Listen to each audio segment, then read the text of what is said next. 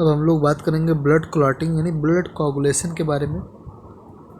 The process by which the blood change from liquid to gel, ऐसा process जिसमें blood liquid से gel में convert हो जाता है, इसे कहते हैं blood coagulation. Forming a blood clot, जिसमें ब्लड क्लॉट बन जाता है, रिजल्टिंग द हीमोस्टैसिस, जिससे ब्लड का बहना रुक जाता है। हीमोस्टैसिस का मतलब होता है stop running of blood, blood का बहना रुक जाना। यानी कोगुलेशन ऐसा प्रोसेस जिसमें जो ब्लड है लिक्विड से जेल में कन्वर्ट हो जाता है और जिससे क्लॉट बन जाता है, ब्लड का बहना रुक जाता है। हमारे पास क्वेश्चन है क्लॉट क्या होता है।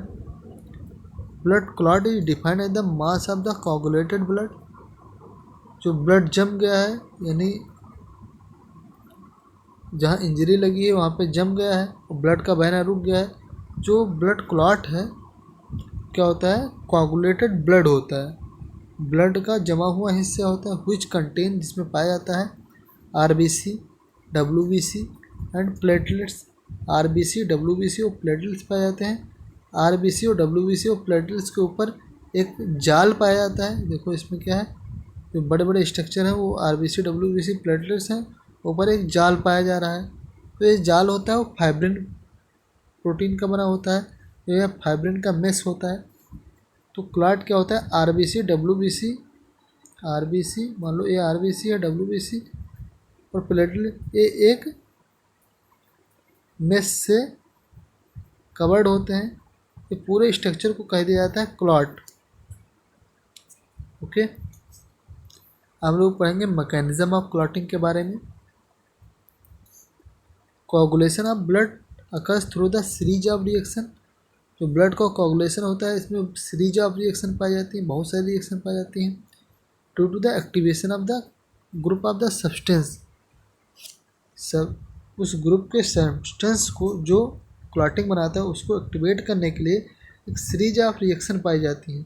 मतलब जो सब्सटेंस क्लॉटिंग बनाता है उसको एक्टिवेट करने के लिए बहुत सारी रिएक्शन पाई जाती हैं। Substance necessary for clotting called clotting factor, ऐसे सब्सटेंस जो क्लॉटिंग के लिए बहुत ज़रूरी होते हैं उन्हें क्लॉटिंग फैक्टर कहते हैं। 13 यानी 13 clotting factor are identified, 13 clotting factor अब तक आइडेंटिफाई किए गए हैं। सारे क्लॉटिंग फैक्टर का एक बाय एक हम नाम पढ़ ले रहे हैं।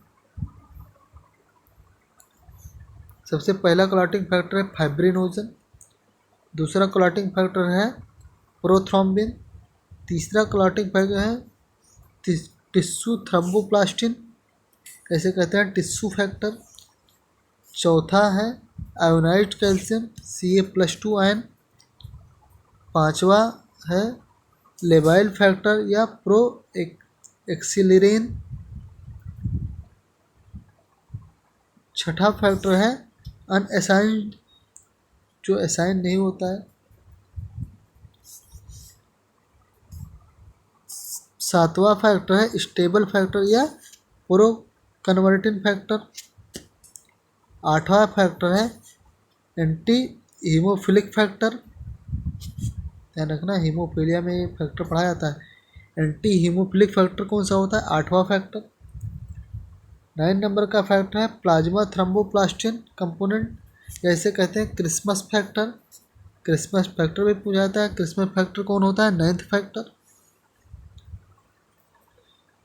10वां फैक्टर है Stuart Prower factor, Stuart Prower factor 10वां फैक्टर होता है। 11वां फैक्टर 11th फैक्टर होता है प्लाज्मा थ्रोम्बोप्लास्टिन एंटीसीडेंट,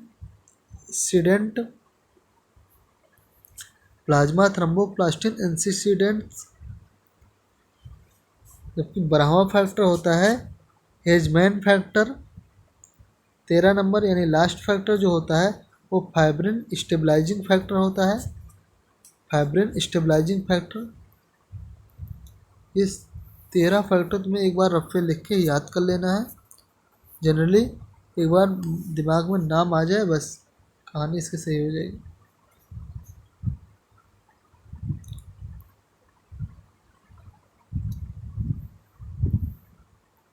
अब लोग पढ़ेंगे sequence of the clotting mechanism.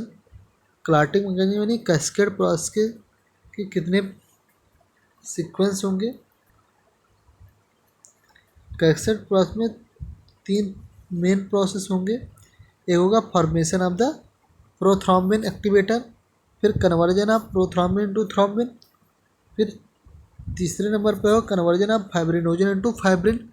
जब फाइब्रिन बन जाएगा तो फाइब्रिन जाके क्लॉट बना लेगा। देख ले रहे हैं। Enzyme cascade theory explain how various reaction involve in the conversion of pro enzyme to active enzyme take place in the from the cascade occurring 3 stage. सीधे तुम्हें कुछ नहीं लिखना है, लिख लेना in cascade process in enzyme cascade process 3 main step are involve. सबसे पहला formation of prothrombin activator, conversion of prothrombin to thrombin, तीसरा conversion of fibrinogen to fibrin. इसे तीनों पॉइंट लिख देना है। उसके बाद मेन तो प्रोसेस ये होता है, बहुत सारे प्रोसेस होते हैं। इंट्रिंसिक प्रोसेस, एक्सट्रिंसिक प्रोसेस, दोनों फिर मर्ज करते हैं, फिर क्या बनाते हैं, क्लॉट बनाते हैं। क्योंकि हम लोगों के पास इतना टाइम है नहीं कि इसको हम पढ़ेंगे, तो इसको हम कट कर दे रहे हैं। हम गंगवार सर के इन्फेक्शन से थोड़ा पॉइंट देख ले रहे हैं, इससे हमें क्लॉटिंग समझ में आ जाएगी। तो इसको बिल्कुल नहीं पढ़ना है तुम्हें। तुम्हें पढ़ना है गंगवार सर के इन्फेक्शन का प्रोसेस, कैस्केड प्रोसेस। इसमें एक एंजाइम होता है थ्रोम्बोकाइनेज। कौन सा एंजाइम? थ्रोम्बोकाइनेज। थ्रोम्बोकाइनेज क्या होता है, प्रोथ्रोम्बिन को थ्रोम्बिन में कन्वर्ट कर देता है। प्रोथ्रोम्बिन को थ्रोम्बिन में कन्वर्ट कर देता है। फिर थ्रोम्बिन आता है, फाइब्रिनोजन को फाइब्रिन में कन्वर्ट कर देता है। इसमें फाइब्रिनोजन को फाइब्रिन में कन्वर्ट कर देता है। फिर फाइब्रिन डेड सेल के साथ मिलके, फाइब्रिन जो होती है वो कुछ डेड सेल के साथ मिलके क्या बनाता है, क्लॉट बना लेता है। क्या बना लेता है, क्लॉट बना लेता है, जो हमारा एम था। कैस्केड प्रोसेस समझ में आया ना। थ्रोम्बोकाइनेज एंजाइम होता है। थ्रोम्बोकाइनेज एंजाइम क्या करेगा, प्रोथ्रोम्बिन को थ्रोम्बिन में कन्वर्ट करेगा। थ्रोम्बिन अब क्या काम करेगा, फाइब्रिनोजन को फाइब्रिन में कन्वर्ट कर देगा। फाइब्रिन अब क्या काम करेगा, डेड सेल के साथ मिलके क्लॉट बना लेगा। ओके, यानी हमें ब्लड कोगुलेशन समझ में आ गया, क्लॉट कैसे बनता है। अब हम लोग पढ़ेंगे क्लॉट कैसे हटता है। इसे कहते हैं fibrinolysis. Lysis of blood clot inside the blood vessel is called the fibrinolysis. Blood vessel के अंदर ब्लड क्लॉट का लिसिस ही फाइब्रिनोलिसिस कहलाता है। लिसिस मतलब टूटना, गल जाना।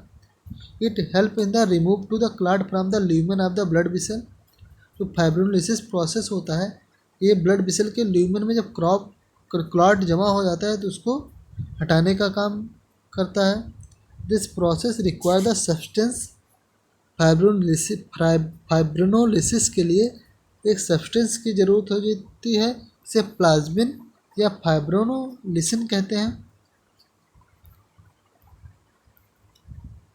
The process require a substance called plasmin और द फाइब्रिनोलिसिन। हमारा ब्लड क्लॉटिंग भी ख़त्म हो गया। ओके।